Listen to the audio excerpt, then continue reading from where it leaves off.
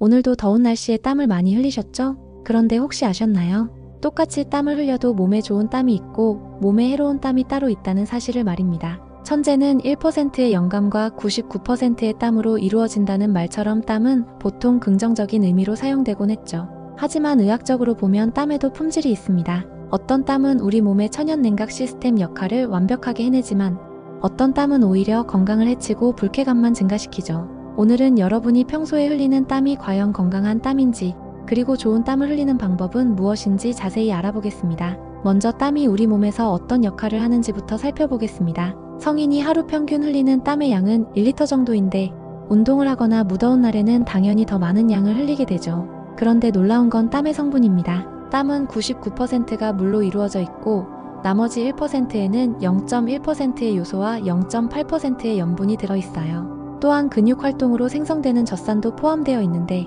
이 젖산이 몸에 너무 많이 쌓이면 피로감을 느끼게 됩니다. 그런데 땀을 흘리면 이런 젖산의 일부가 함께 배출되어 피로 회복에도 도움이 되죠. 거기다가 땀은 체온 조절만 하는 게 아닙니다. 우리 몸은 24시간 계절을 가리지 않고 땀을 배출하고 있어요. 시원한 수영장 안에서도 땀을 흘리고 슬프거나 기쁘거나 화가 났을 때도 땀을 흘리죠.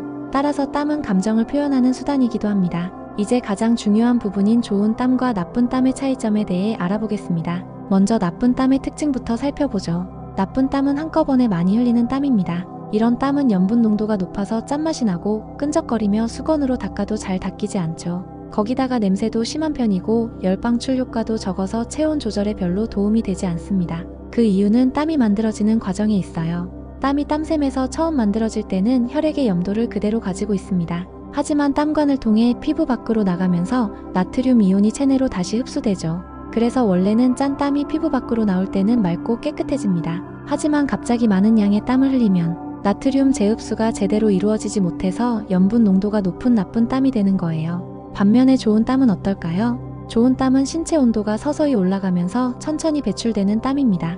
염분 농도가 낮고 냄새가 거의 나지 않죠. 또한 땀방울이 작고 전신의 땀샘에서 고르게 나와서 신체 과열을 효율적으로 줄이고 심박수 상승도 낮춘다고 합니다. 특히 낮은 강도의 운동을 시작해서 점점 강도를 높이는 운동을 할 때 나오는 땀이 바로 이런 좋은 땀이에요. 그런데 땀은 단순히 체온 조절만 하는 게 아닙니다. 우리 몸의 건강 상태를 알려주는 중요한 신호이기도 하죠. 먼저 땀의 색깔을 주의 깊게 살펴보세요. 정상적인 땀은 투명해야 합니다. 하지만 콩팥 기능이 떨어지거나 몸의 컨디션이 좋지 않을 때는 옅은 노란색을 띠는 땀이 날 수 있어요. 아주 드문 경우지만 간 기능이 떨어진 간부전 환자는 손발바닥에서 담즙이 섞여 나와서 갈색이나 녹색 땀이 나기도 합니다. 거기다가 자면서 식은땀을 흘린다면 신장 기능이 약해졌을 가능성이 높다고 해요. 잠을 잘 때는 체온이 떨어지기 때문에 건강한 사람이라면 땀을 흘릴 이유가 없거든요. 깊이 잠들지 못하고 긴장된 상태에서 열이 나며 땀을 흘리는 것은 신경이 안정되지 않아 땀샘을 자극하기 때문입니다. 한의학에서는 이런 경우 신장 기능에 이상이 있는지 살펴본다고 하네요. 땀 냄새로도 성격을 알 수 있다는 놀라운 사실도 있습니다. 최근 폴란드 브로츠와프 대학 연구진이 발표한 흥미로운 연구 결과가 있습니다. 사람이 입은 티셔츠에서 나는 냄새를 다른 사람들에게 맡게 한 뒤 옷 주인의 성격을 추측하도록 했는데 많은 사람들이 옷 주인의 성격을 비슷하게 맞췄다는 거예요. 그 이유는 사람의 성격에 따라 호르몬 분비가 달라져 당사자의 체취도 함께 바뀌기 때문이라고 합니다. 신경질적이고 예민한 사람은 스트레스를 받으면 땀을 더 쉽게 흘려 겨드랑이에 있는 박테리아를 활성화시켜 그 사람 특유의 체취가 만들어지죠. 또한 리더십 성향이 강하거나 다소 강압적인 사람은 남성 호르몬 분비가 많아져서 땀샘에 변화를 주기 때문에 독특한 냄새를 풍기게 된다고 해요. 특히 외향적인 성격이나 신경증적 성격, 지배적 성격을 가진 사람들의 경우는 조용하거나 유순한 성격을 가진 사람들과 땀 냄새가 확연히 다르다고 하니 정말 신기하지 않나요? 다한증과 무한증, 어느 쪽이 더 위험할까요? 땀과 관련된 질환에는 크게 두 가지가 있습니다. 하나는 땀을 지나치게 많이 흘리는 다한증이고 다른 하나는 땀이 거의 나지 않는 무한증이에요. 많은 사람들이 다한증을 더 심각한 문제로 생각하지만 사실 무한증이 훨씬 위험할 수 있습니다. 땀샘이 막혀 땀이 흐르지 않으면 우선 체온 조절이 불가능하고 현재의 의료 기술로는 특별한 치료법도 없거든요. 예를 들어 열사병이나 일사병 환자들의 경우 몸은 뜨거운데 땀을 흘리지 않는 경우를 보는데 이럴 경우 사망에 이를 수도 있습니다. 반면 다한증은 불편하긴 하지만 생명에 직접적인 위험을 주지는 않죠. 다한증은 발병 부위에 따라 전신 다한증, 안면 다한증, 겨드랑이 다한증, 손발 다한증으로 나눌 수 있어요. 전신성다한증은 주로 뚱뚱한 사람에게서 나타나고 유난히 예민한 사람에게서도 나타나는데 이들은 주로 월경 이상이나 빈혈을 동반하는 경우가 많습니다.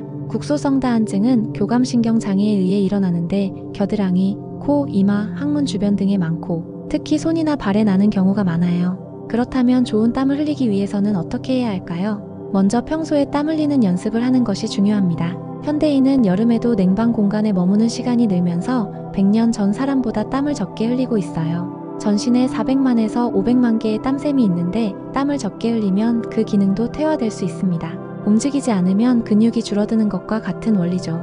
건강한 땀샘 관리를 위해서는 하루 2~3시간 자연스럽게 땀을 흘리는 것이 권장됩니다. 운동을 통해 자주 땀을 낸 사람은 체온 조절 능력이 좋아져 더위에 잘 견디고 폭염에 노출되더라도 열사병이 생길 일이 없어요. 또한 좋은 땀을 자주 흘리면 신진대사가 높아지고 혈액순환이 촉진되며 노폐물 처리도 잘 됩니다. 피지 분비도 활발해져 양질의 피지막이 형성되어 피부가 촉촉해지고 건조를 줄이죠. 세균 침입을 막는 장벽 기능도 생긴다고 해요. 이제 구체적인 여름철 땀 관리 방법에 대해 알아보겠습니다. 먼저 폭염 속에서 비 오듯 땀을 흘리는 상황은 피해야 합니다. 염분 소실도 많고 탈수 위험이 크거든요. 흘린 땀 이상으로 물을 마시고 염분 보충도 필요해요. 땀이 나올 때는 자주 닦아주어 증발을 돕고 땀샘을 열린 상태로 놓아야 체온 조절에 유리합니다. 땀이 많이 날 때는 바람이 부는 곳에 있고 땀을 잘 흡수하는 면 소재 옷이나 통기성이 좋은 의복을 입어야 해요. 셔츠의 옷자락을 열어두는 것도 필요하죠. 거기다가 에어컨 과다 사용은 땀샘을 위축시킬 수 있으므로 실내외 온도가 5도 이상 차이 나지 않도록 해야 합니다.